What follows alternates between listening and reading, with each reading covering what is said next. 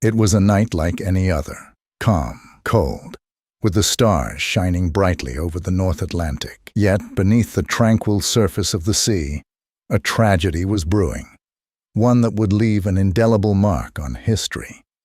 The RMS Titanic, a symbol of human ingenuity and luxury, was embarking on its maiden voyage, destined to become the subject of countless tales, legends, and myths. But how did this unsinkable ship meet its tragic end? What led to the catastrophic collision with an iceberg? Join us as we unravel the story of Titanic. A tale of ambition, hubris, and an unforeseen disaster. The RMS Titanic, the largest and most luxurious ship of its time, was constructed by the White Star Line and was touted as the epitome of maritime engineering. It was a colossal undertaking, involving thousands of workers over the course of 3 years, from 1909 to 1912. At 882 feet long and weighing 46,328 tons, the Titanic was a marvel of modern technology, equipped with the latest advancements, including a double-plated hull and 16 watertight compartments designed to keep the ship afloat in the event of a breach. On April 10, 1912, Titanic set sail from Southampton, England, on its maiden voyage to New York City. It was 11:40 a.m. when the grand vessel, with 2,224 passengers and crew aboard, began its journey across the Atlantic. Captain Edward John Smith, a seasoned mariner with a reputation for calm and competence, was at the helm. This was to be his final voyage before retirement, a crowning achievement to cap off his illustrious career. The ship's owner, J. Bruce Ismay, was also on board, eager to witness the success of his company's flagship. Ismay had a close professional relationship with Captain Smith, and their mutual respect was evident. Titanic represented more than just a ship. It was a symbol of human achievement, luxury, and the triumph of technology over nature. As Titanic glided through the waters, passengers marveled at the opulence around them. The ship was divided into 3 classes, each reflecting the social stratification of the time. First-class passengers enjoyed lavish accommodations, complete with private promenades, luxurious dining rooms, and even a heated swimming pool. Second-class passengers experienced comfort, far exceeding that of any other ship, with spacious cabins and excellent dining facilities. Even the third-class accommodations were a step above those found on other vessels, offering clean and comfortable quarters for the immigrants hoping to start a new life in America. Titanic's route was meticulously planned to ensure a swift and safe passage to New York. After leaving Southampton, the ship made brief stops in Cherbourg, France, and Queenstown, Ireland, to pick up additional passengers. Among these new passengers were some of the wealthiest and most prominent figures of the time, including John Jacob Astor IV and his young bride Madeline, the industrialist Benjamin Guggenheim, and Isidor Straus, co-owner of Macy's department store. Once the Titanic left Queenstown on April 11th, it began its journey across the vast Atlantic Ocean. The ship was a hive of activity, with passengers engaging in various pursuits. First-class travelers enjoyed the finest amenities: gourmet meals, live music from the ship's orchestra, and social gatherings in the elegant saloons. They strolled the decks, taking in the crisp ocean air, and conversed about business, politics, and the excitement of their journey. In contrast, third-class passengers, mostly immigrants seeking a new life in America, passed their time in simpler ways. They gathered in communal areas, sharing stories, playing cards, and dreaming of the opportunities that awaited them in the new world. Despite the differences in social standing, all passengers were united in their awe of the Titanic's grandeur and the promise of reaching their destination safely.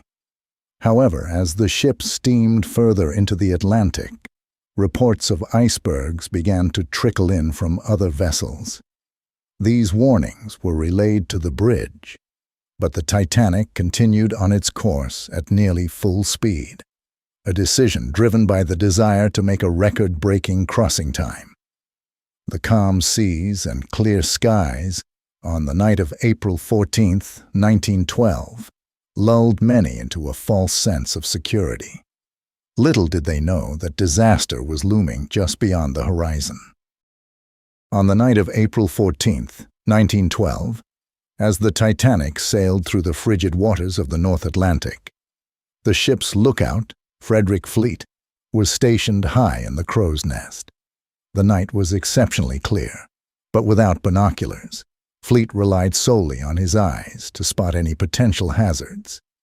At 11:40 p.m., he suddenly noticed a dark shape looming directly in the ship's path, a massive iceberg. Fleet immediately rang the warning bell and telephoned the bridge, where First Officer William Murdoch was in command. Murdoch ordered the engines to be stopped and the ship to turn hard to port in an attempt to avoid the iceberg. Despite their efforts, the Titanic was moving too fast, and the iceberg was too close.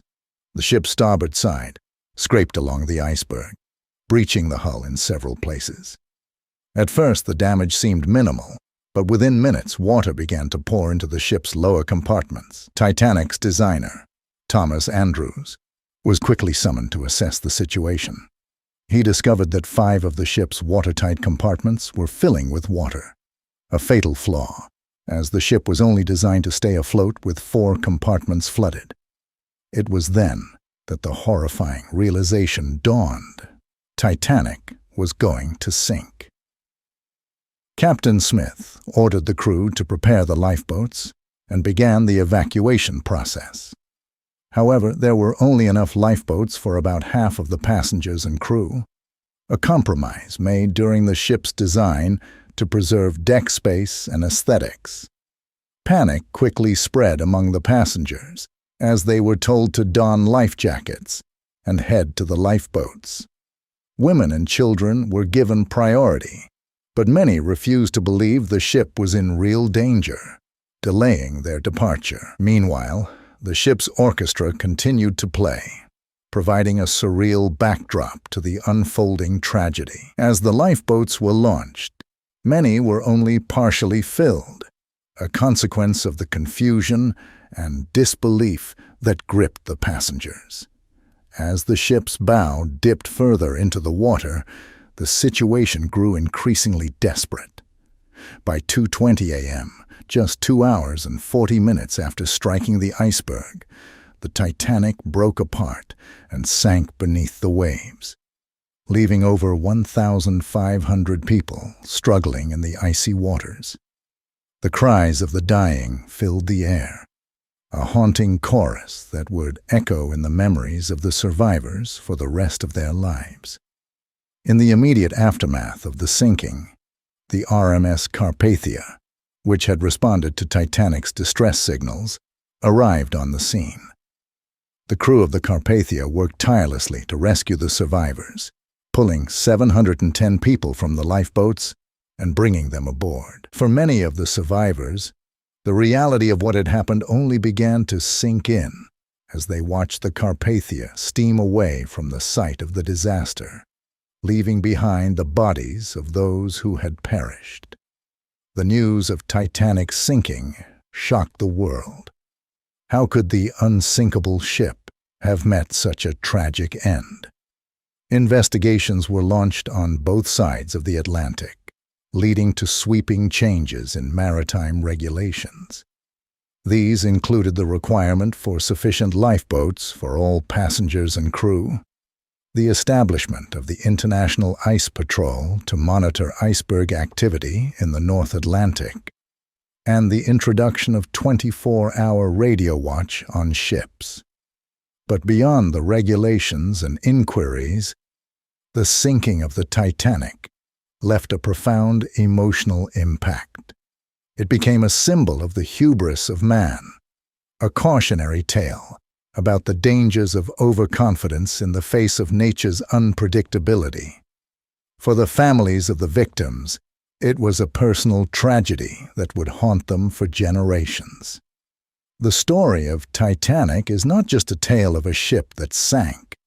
It is a story of human ambition, the pursuit of progress, and the devastating consequences that can follow when we fail to respect the power of nature. As we reflect on this tragedy, we are reminded of the fragility of life and the importance of humility in the face of the unknown. Even today, more than a century later, the Titanic continues to captivate our imaginations.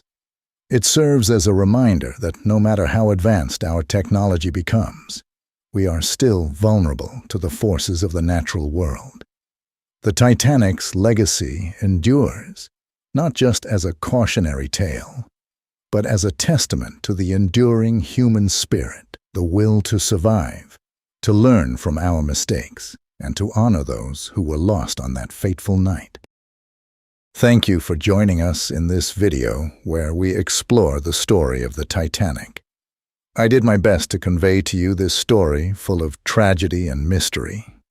If you liked the video, I recommend you to press the like button, and if you are not subscribed yet, I recommend you to subscribe so that you do not miss the next video. Goodbye until the next video, and don't forget, whatever you do, don't be left without a story.